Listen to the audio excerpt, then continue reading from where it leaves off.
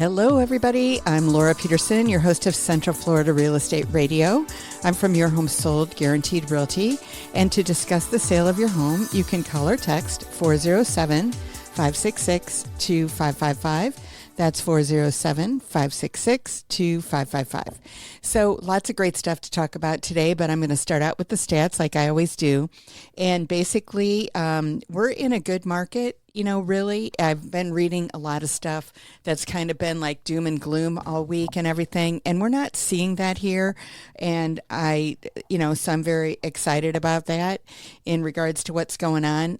Basically, when I'm talking to a lot of people, everybody's talking kind of affordability.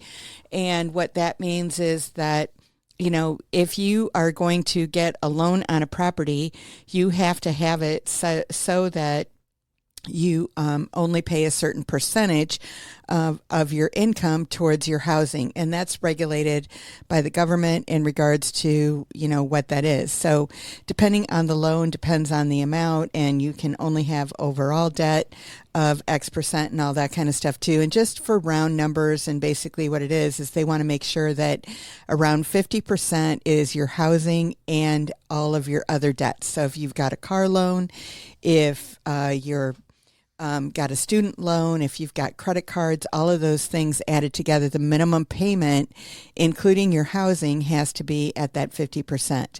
And so that's where the affordability comes in how they figure it and all of that kind of good stuff. So when we're looking at single family homes in Central Florida, there were actually 460 homes that sold last week, and our median price of a single family home is at $445,000. And so this is for the counties of Orange, Osceola, Seminole, and Lake counties all combined. So there are houses selling, which is the good news. The inventory that's out there is 9,076. So when you're looking at that, that gives us about 4.5 months of inventory.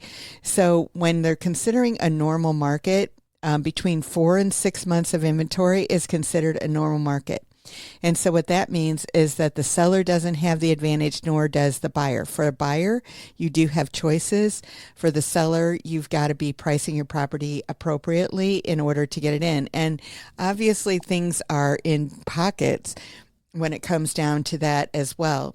I was talking to somebody and we were looking at their house on the market and putting it on the market and that kind of stuff, and within a mile of their home there are 91 houses for sale right now. You might think, wow, that's a lot, and it is a lot, but the situation in that particular neighborhood, and you go, what's wrong with that neighborhood is the next question. And the bottom line is that all of those houses are fairly new. So it's basically that area has been built up probably within the last 5 years or so. And what always happens with new construction a lot of times is that after people have been there 3 or 4 years, sometimes they think, okay, I want to move or I want to do something different. And so that's kind of where we're at. A lot of times it's people that have come here from another area and of the country potentially. And then they said, hey, I really want to go back where my relatives are, my friends are, and all that kind of good stuff. And so they're here a couple of years and they move on. And so that's kind of the situation with that neighborhood right now. It's not that there's anything wrong with it, but it's just that people are in that area of transition. And so that's kind of what's going on. But overall, in the whole area, there were 460 homes that sold last week and 9,076 on the market, which comes out to 4.5 months of inventory. So under 250, there were 37 of them that sold. On 250 to 300, there were 34. 300 to 400, 106.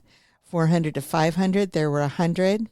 500 to $1 million, there were 151, and then there were 32 over $1 million. So when you're looking at how all that shakes down, the only category that is over 6 months is over $1 million, and that's at 7.26 months of inventory based on what we sold this week. Then you might think, okay, since there's a lot of inventory, is there a lot of room in the price? And basically, not a whole lot of room. It comes out to 97.21% of asking price is what happened on overall in the houses. Now, under 250 was at 93.55 and over a million was at 95.65, and then everything in between was like 97, 98, in that range. And you might think, well, why the low and why the high? And basically went in that lower price range. There's not a lot of inventory. There's only 3.84 months of inventory, but basically in those houses that if the median house, meaning the house in the middle, is costing 400 and you're buying something under 250, usually it needs some work. So there aren't as many people out there that are willing to put in the work. And so as a result of that, you would get a better deal potentially on those houses. And so they went at 93.55% of asking. Then in the over a million, like I said, there's 7 months of inventory when it comes to that. And people that are buying in that over a million category, they're always going to do upgrades and changes for their own point of view in regards to what they want to do with the house. Usually I find it's at least 10%. Maybe it's just changing the paint colors. Maybe it's changing the floors, the kitchens, the bathrooms, any of those kinds of things that they have particular tastes and they want to make the place theirs. And they're spending a lot of money to get that place. So they just want to make sure that it's got the things that make them feel comfortable. It might be perfectly fine the way that it is right now, but they just want to take it to that next level. And so that's what they're doing in regards to that. The average days on the market is 59 right now. And so that's what the scoop is in regards to that. Now, when it comes to condos, townhomes, and villas, there were 106 that sold last week versus 111 the week before. And the median price went up really high to 305,000. Basically, it's usually under 300, probably about 275. It went up 8.9%. So I haven't figured out, what that was from last week. I don't remember exactly what it was, but I know it was in the 200s. So these numbers that I'm giving you, they vary. They're week to week. So it just gives us an idea. So as I'm looking at them all the time and it's like I know kind of what's going on, I'm looking for the trends is really what I'm looking for to see where everything is going.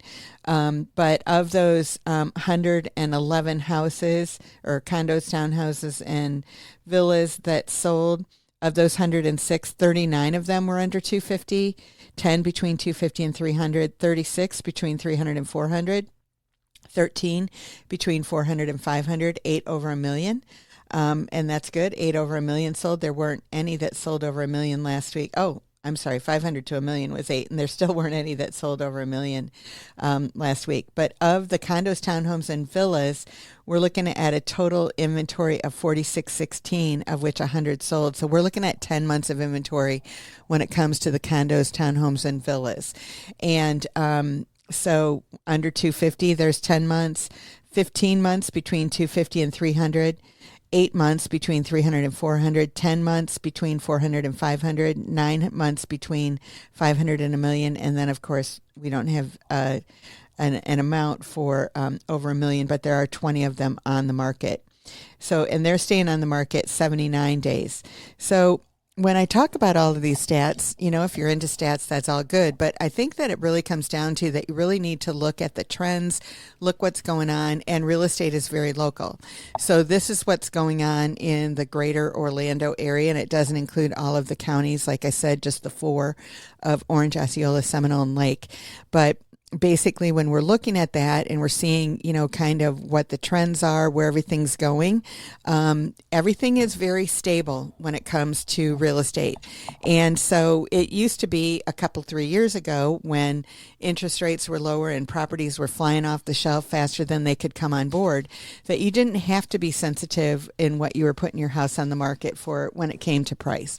Today, you have to be extremely sensitive in regards to what you're putting the price at. And that's only because we are You've got a lot of more competition and everything like that. So it used to be, when we had half a month's inventory, and now we're looking at, 4.5 months inventory.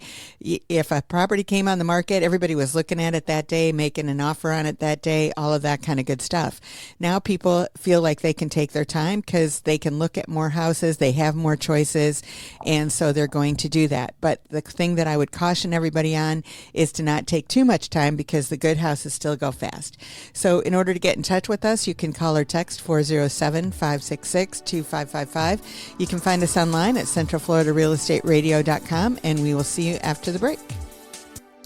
Welcome back, everybody. I'm Laura Peterson, your host of Central Florida Real Estate Radio.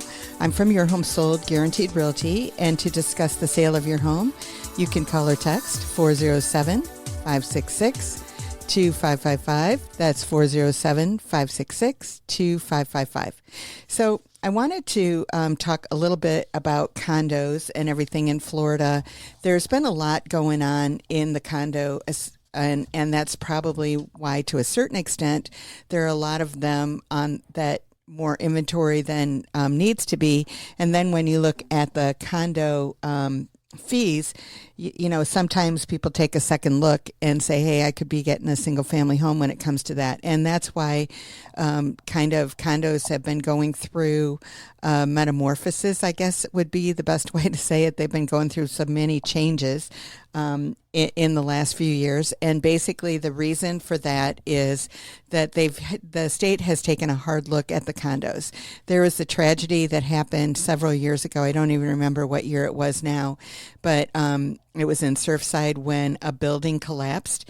And the reason that it collapsed was because of some structural challenges that the building had that they didn't know about or hadn't been repaired or whatever.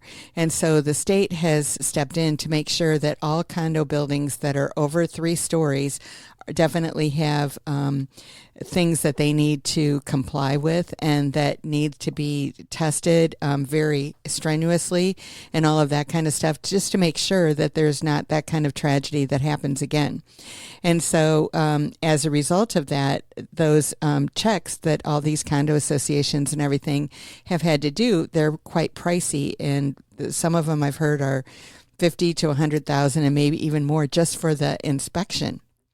And so, what they have found is that they have found some pretty big things that need to be repaired or looked at and challenged and all of that kind of good stuff. And so there's all of those things that happen. And so as a result of that, it'd be just like in your house, that something happens and you need a new roof, and you're like, okay, I need $20,000 to get a new roof, and where am I going to get that money or whatever? It's like, it's the same kind of thing for these condo owners that they've kind of gone through. So there was a part of the law that was passed that said that by the end of 2024 that all of these condos had to have these specific inspections done, and then they had to have reserves of a certain amount so they could fix this stuff and all that kind of thing. So it put a lot of undue pressure on a lot of these condo owners, and a lot of people wanted to sell and all of that kind of stuff. So it just kind of came into play for all of these people. So what they're doing with the legislature now is that they're going to extend a year for these reports to be done, and the House and Senate of the state of Florida has passed it to go ahead and do that. And then they said it's going to be put on the governor's desk here pretty quickly, and then he'll be able to sign it. And then effective July 1st, they'll have a little bit of breathing room. And it also sounds like in that bill that what it does is it gives the condo association some time to also beef up their reserves, because they wanted the reserves to be a certain level by a certain date. And so now they're just giving them more time for that. So that's good news for condo owners, that it gives them buys them a little bit more time in order to get these things done. And I think that the law is a good one, that it has these kinds of requirements to make sure that we don't have the kind of tragedy that we had several years ago. That the preliminary findings that they found on it, that they found that there was a swimming pool that had some cracks for the condo association, and the concrete around the swimming pool gave way, and that was what was supporting the building, and so the building collapsed as a result of it. So that was bad news all the way around, and there were 100 deaths or more. I think it was 102 as a result of that, because it happened during the night and all that kind of stuff, and everybody was in their properties. So they want to make sure that that kind of thing never happens again. And obviously nobody wants that kind of thing to happen again. And so some of the condos were kind of caught off guard. So I think that if you look at any other reason of why condo fees are high, or why the condo market might be where it's at today in Florida, where it's at, that might be a really good reason, because it is going through this transition. But the good news is that when all of this stuff is completed, that it will definitely make those condos stronger, and they'll be bouncing back and all of that kind of good stuff. So today, you might get a good deal price-wise on a condo. The condo fees might be a little bit higher than you want, because they're getting the reserves in check and all of that kind of good stuff. But it could be a good thing long term.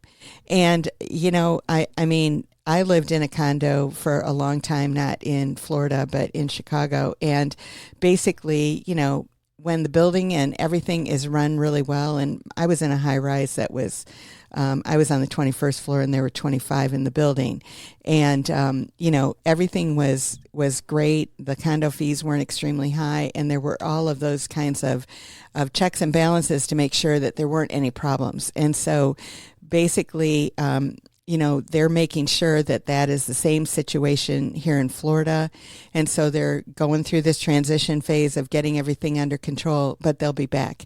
And basically, the other thing that hurts when it comes to, I was talking earlier in the show, that it comes down to your ratios in regards to what's going to happen in regards to that when you're doing your ratios of, of how much money you can pay on a monthly basis based on your income and your mortgage payment. These condo fees also count into that amount. So if you were buying a condo for like $300,000 and it's got a pretty decent condo fee, it could be the same as buying a $500,000 house. And I think that, so when you're looking at that as a buyer, you're going, I could buy a house for the same amount that I'm going to be spending on a monthly basis for a condo. And so, getting all of those things in line when it comes to the market is basically what's been going on in regards to that condo market and why it might be the way that it is. Now, it still is holding very strong. But, if you do have a condo to sell, I think that you need to be very aggressive in regards to your pricing to make sure that yours is the one that stands out, that people see it. There's a vacation condo development that's in Kissimmee, very close to Disney. And very nice condos and everything. They're all vacation and stuff like that. And I talked earlier about sometimes properties go, like areas go through a transition where everybody's owned them for a couple of years, and then a lot of them decide, well, it really wasn't what I thought it was going to be, and so I'm going to sell. Well, in this particular development, there's probably about 500 units that are in the development, and over 100 of them are on the market. So again, people go, okay, what's going on? So if you're a seller in that market, you've got to be really aggressive, because why are they going to choose your unit above all the other units when they all are decorated 100% the same and all of that kind of stuff?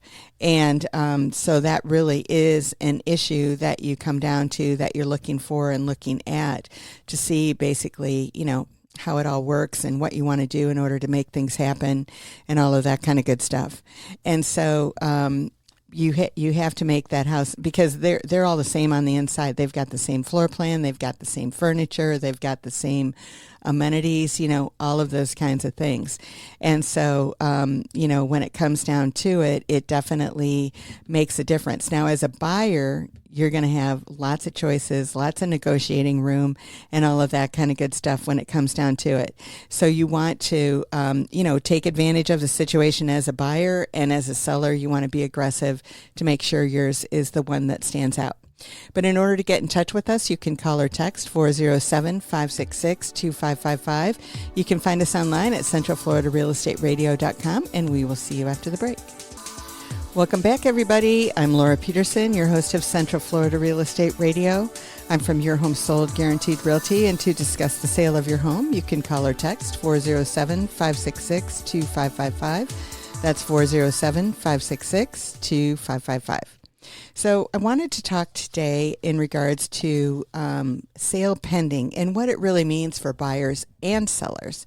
And unfortunately, in our market, when you look at the number of properties that go under contract, which is sale pending, and the properties that actually close, there is a big gap between the ones that happen. And month after month, it's about 30% of the properties that go under contract do not close.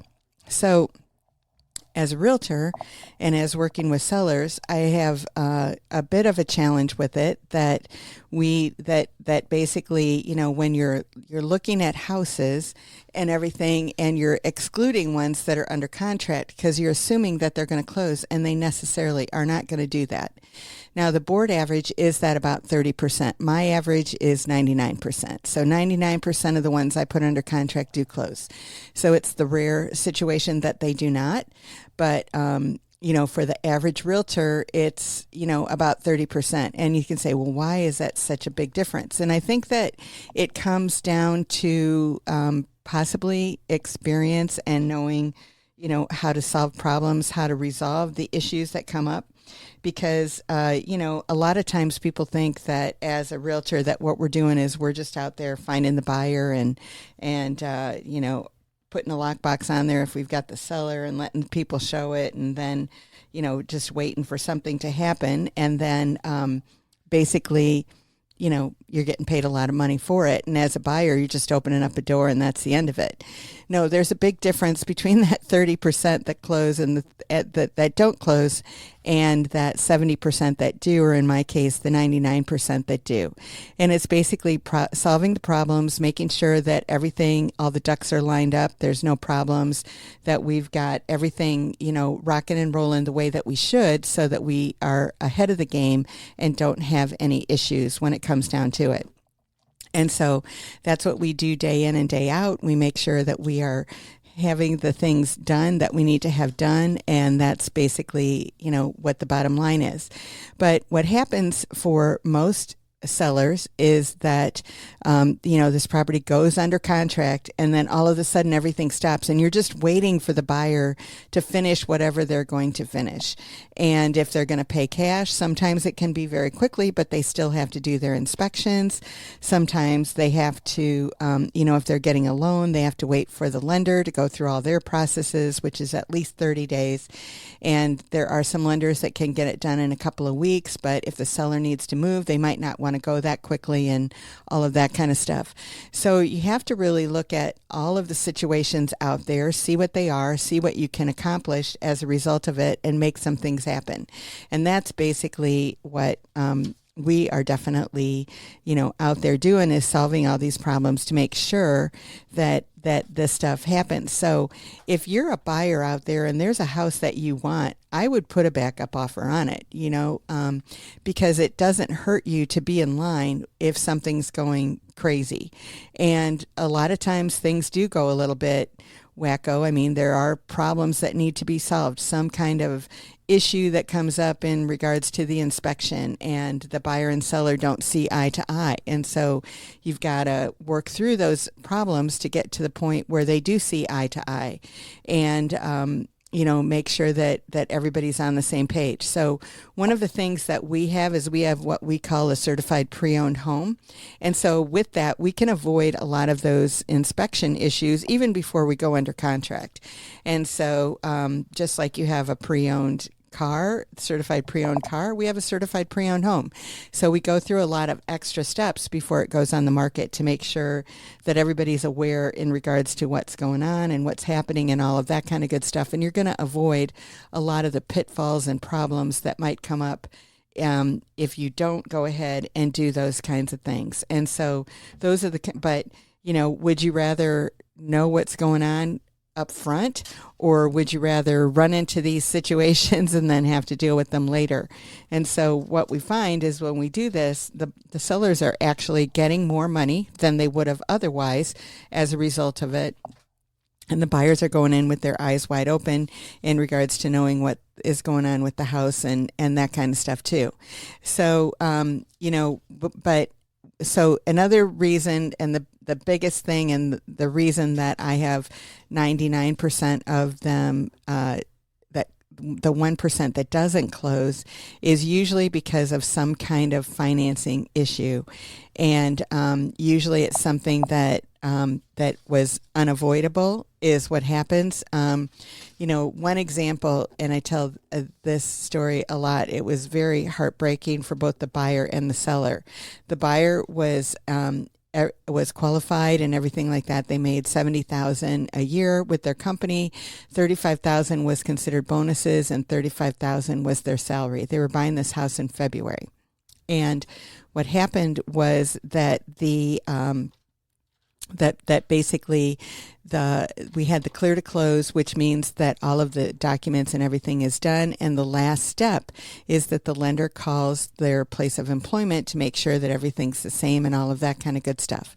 Well, this was a regular bank, and so it was people that were not looking at the whole picture. They were just looking at what was right in front of them. And the guys, the buyers, owner at the beginning of the year in January said, we've been paying you this bonus and salary, $70,000, $35,000 each for years. And we're going to go ahead and we're just going to go ahead and make your salary $75,000. We're going to give you a little bit of a raise.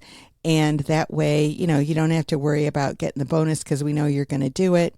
And everything will be clean and green that way. So, the buyer said, yeah, that's great, no problem, and all of that kind of good stuff. But when the bank called the office and said, how much money is that guy making? And they said $70,000, and they said, and what's the bonus? And they said he's not, or $75,000. They said, and he's not getting a bonus any longer when they asked about that. And they said, oh no.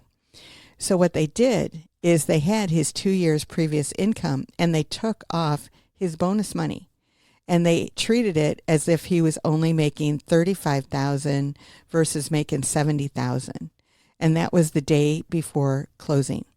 So the seller had moved out. The buyer, was devastated and could do something and get another lender and get it done in 30 days. But unfortunately, the seller did not have the time. The seller was buying a new house. It was at a time when the market was going bonkers. They were under contract on a new construction home that was ready to close. And if they didn't close it within a week, the builder was going to take their money and going to give that house for probably $20,000, $30,000 more than what they paid for it to someone else. And so it was a very tough situation. So what I did is I did find a cash buyer that could close on it immediately. And, they ended up within $1,000 of where they were before. The buyer had to find another house and all of that kind of good stuff. But, so it depends on who you work with. And there are a lot of banks that do a good job, but sometimes when you're dealing with a bank, they don't always do a good job. And so that's what happened to this particular one. And so it comes down to experience and knowing what's really going on and looking at it. And once they had closed out the loan, they weren't really ready to reopen it, even though the guy was making the same amount of money. So it was very heartbreaking, and that was something that was way beyond all of our control.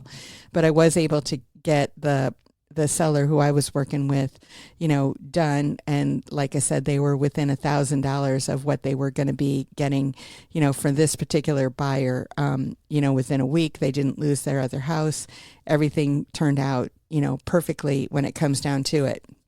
But that's not the case for everybody. It could have been a tragedy that if they would have, tried to wait for this guy or something like that, and they would have lost everything that they had on their new house, and they probably would have been stuck there in that particular property for years because they would have lost their deposit and a lot of things. So it can end up being ugly and not a good situation, and that's why you've got to have professionals that are working with you, working for you to make sure that everything happens. But when it comes down to it, my original point of what I wanted to make in this segment is that if a home is pending, don't look at it as a property that's not available until it is closed, until it is sold. Closed means sold. Then it's something that you could have available and get for you. But in order to get in touch with us, you can call or text 407-566-2555. You can find us online at centralfloridarealestateradio.com, and we will see you after the break. Welcome back, everybody. I'm Laura Peterson, your host of Central Florida Real Estate Radio. I'm from Your Home Sold Guaranteed Realty, and to discuss the sale of your home, you can call or text 407-566-2555. That's 407-566-2555. So I wanted to talk a little bit about kitchen countertops, just a good little topic for today in regards to knowing what that you can pick. There's mostly 4 of them that people choose from. They're quartz, granite, laminate, or butcher block, and it depends on the budget, the style, and the maintenance needs that you want. And basically, quartz is one of the low maintenance and durable countertop material. That's considered it. It's the home improvement experts at This Old House note that quartz countertops are typically 94% stump ground quartz and now come with honed, sandblasted, or embossed treatment, which make them appealing to homeowners with varying ideas on the ideal look of a kitchen countertop. Now, it can crack if it's not handled properly, and edges and corners can chip over time. And so rounded edges can minimize the risk of chipping, and costs vary by location and product availability, but quartz typically costs about the same as natural stone, which would be like granite. Now, the thing that I like about quartz is that it doesn't have to be sealed and all of that kind of stuff like granite does consistently. And so it's lower maintenance than granite. So that note, and so the next thing is granite, and Consumer Reports notes that no 2 slabs of granite are the same, and the uniqueness has long appealed to homeowners. Tests run by Consumer Reports found that heat, cuts, and scratches did not harm the granite, though this material, like quartz, can crack around the edges and corners, and it's a durable material that, if properly maintained, can last several decades. It's also non-porous, which makes it resistant to bacteria. So granite is, and the one that they don't have on here is Corian. I don't think that's on here, so maybe that's not out there as much today. But granite does need to have it sealed consistently about every 6 months or so, and so that's something that you do have to do with the natural stone. Now, I know somebody who one time got marble, and that was kind of a mistake because that is much more porous. And so in the kitchen, it was beautiful, but it might not be the best thing that you want to get, for your kitchen. So laminate countertops, that's the next one. They appeal to budget-friendly homeowners. Consumer Reports notes that they're easy to install and that they come in a wide range of colors, textures, and designs. They're also durable, which helps budget-conscious homeowners stretch their dollars even further. Laminate countertops are easily maintained, though it's easy to permanently damage them with knives. So they recommend always using a cutting board when preparing meals on laminate, which makes sense, right? And then the 4th type of countertop that we're going to talk about today are butcher block. And butcher block countertops are among the more unique options homeowners may consider, sometimes referred to as wood countertops. Butcher Block countertops are made from wooden strips that are fused together. The home improvement experts at bobvila.com note that Butcher Block is among the more affordable materials, but the final cost will be dictated by location and availability. The Butcher Block countertops are susceptible to liquid, so exposure to moisture should be limited. Sealing Butcher Block countertops immediately after installation can help protect it against bacteria and warping. And though Butcher Block can be high maintenance, they find the unique look worth the extra elbow grease. And then the other type of countertop that's not in this article is actually Corian. And I honestly don't know if that's still available, but there are a lot of houses out there with it. And that actually is a man-made material that actually was really good and all of that kind of good stuff. When you have that, and the sinks were made out of it and everything, so it was just one solid piece, and they're pretty durable. They do need to be maintained a little bit when it comes to sealing them and that kind of thing as well. So there's nothing that's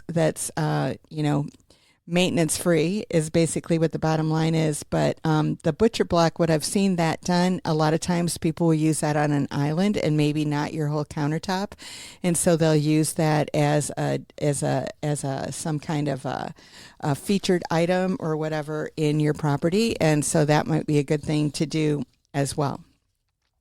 So to finish up the show here, I'm going to talk about a question A, if neighbors can use your fence for the dog. And basically, the bottom line is that a neighbor can't attach to a fence without your permission.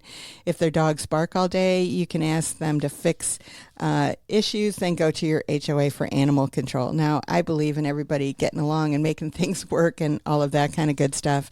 But what happens is if your neighbor does, go onto your fence and you allow them to do that, if there are repairs, then they have to pay for repairs. So basically, it comes down to that you want to make sure that everybody's good neighbors. Now, in my neighborhood, in our backyard, we all have fences and everything, and some people have dogs and some people have pools and all that kind of stuff. So they just want to keep all of those things, safe from people getting into trouble with them. And so what's happened is that a lot of times the neighbors have all talked together about changing out the fences and basically sharing the cost of it and all of that kind of good stuff. And that's happened over the years that, we started out with wood ones and now, getting to the plastic ones and stuff like that. And one of my neighbors just recently put in a plastic one, and I've had a wood one for years, and is like, hey, why don't you just go ahead and, clip onto ours. They used my fence for years and be able to have one wall of their yard already fenced that they didn't have to pay for it. And so that's basically, a really nice thing to do. You obviously have to have the survey, know what property the fences are on and everything. And, if you've got to have it to, take care of your dogs. A lot of people like yards that are fenced. And one way, I was talking to a homeowner yesterday, and they were telling me that their home, they have it all fenced in, and they said all they had to do was the back, because the two sides were done by the neighbor. They were all done the same color, and so it was fine, and everybody gets along. And that's what we like to see. If there are obviously challenges and challenging neighbors that sometimes don't get along, and so then you might want to have your own fence. But, basically fences are there to give you privacy sometimes, and just to make sure that if you do have a pool that people aren't getting into it, that are giving you undue liability. And if you do have animals, that you can take them out there, or kids and everything like that, that you know where they're at and being protected. And so that's basically what it comes down to. So, good fences are good neighbors, and sometimes you don't want to have fences and you want to have everything open and all of that kind of stuff. Like I said, in my neighborhood, we do all have fences, but we all get along and we all talk to each other and all of that kind of good stuff. And that's what you like to have, are the great neighbors, right? And so basically, when it comes down to it, you want to make sure that when you're making a purchase for your home, that you're finding the things that are going to make sense for you and your family. And that's what I like to do do, I like to sit down with buyers and go through what are you looking for, and then once we know what you're looking for, we go ahead and we put together the plan to actually make that happen so that you've got that property. You know, one of the things that I offer that if you're not satisfied with your home purchase in the first 18 months, I'll either buy it back or sell it for free. So in that, I got to find you the right house, and I do. And so basically that's what it comes down to, is that we want to make sure that you have absolutely what you're looking for, and you get what you wanted. So a lot of times people want fences and the houses they're buying are too new and they don't have all that stuff done yet. So what you might do is just make sure that you can put it in eventually, and then you've got everything that you want in that case. But in order to get in touch with us, you can call or text 407-566-2555. You can find us online at centralfloridarealestateradio.com, and we'll see you next week. Have a great one, everybody. Bye-bye.